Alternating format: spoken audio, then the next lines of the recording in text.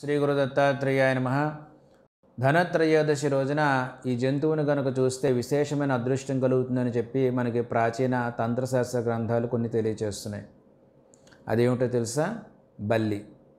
ధనత్రయోదశి రోజున గనక బల్లిని చూసినట్లయితే ఖచ్చితంగా మళ్ళీ దీపావళి పండగ వచ్చేలోపు జీవితంలో మంచి మార్పులు చోటు చేసుకుంటాయి, అదృష్టం కలిసి వస్తుందని చెప్పి ప్రాచీనుల యొక్క నమ్మకం.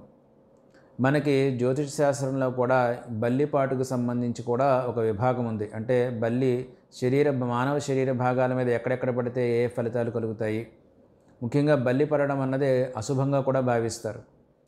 అలాగే మనం ఎప్పుడైనా మాట్లాడుకుంటున్నప్పుడు కనుక బల్లి అరుపు కనుక వచ్చినట్లయితే అది ఖచ్చితంగా జరుగుతుంది అని కూడా ఒక ప్రాచీనమైన నమ్మకం ఉంది.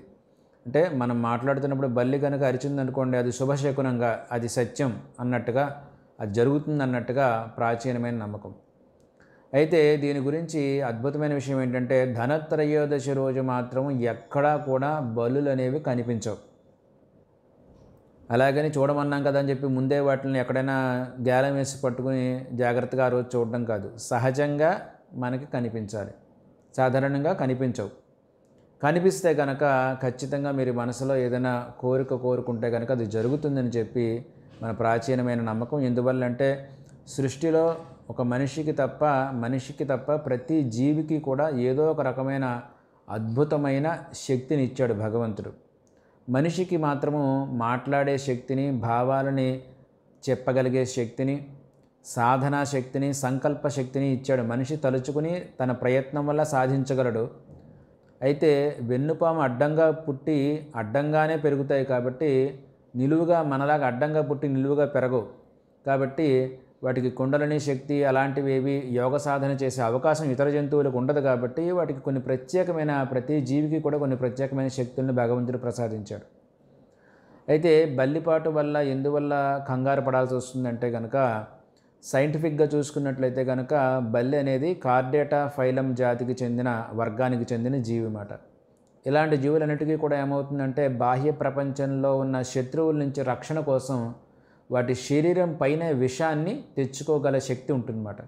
ముఖ్యంగా యూరిక్ యాసిడ్ అనేది ఈ బల్లి శరీరం పైన ఉంటుందన్నమాట. అందుకే అది ఎప్పుడైనా మన నెత్తిమే పడినా లేదా మన ఒంటిమే పడినా మన చర్మరంధ్రాలు గుండా యూరిక్ యాసిడ్ లోపలికి వెళ్ళొచ్చు అన్నమాట. అది విషపూరితమైన ద్రవం.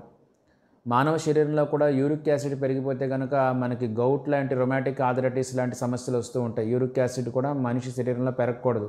దానికి కూడా వైద్యం చేస్తూ ఉంటారు. యూరిక్ యాసిడ్ ఎంత ఉందని కూడా టెస్ట్ చేసి దానికి సంబంధించిన వైద్యం కూడా ప్రస్తుతం చేస్తున్నారు.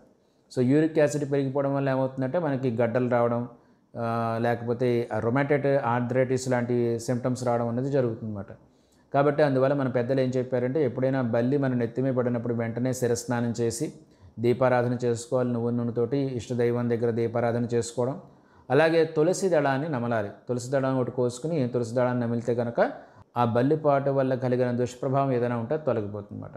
అలాగే ముఖ్యంగా ఏం చేశారంటే కంచి ఆలయంలో బంగారు బల్లి, వెండి బల్లులు ఉంటాయి. వాటిని స్పృశించినా, వాటిని తాకి వచ్చిన వాళ్ళని తాకినా కూడా ఈ బల్లిపాటు వల్ల దోషం ఉండదని చెప్పి మనకి శాస్త్రాలు తెలియజేస్తున్నాయి.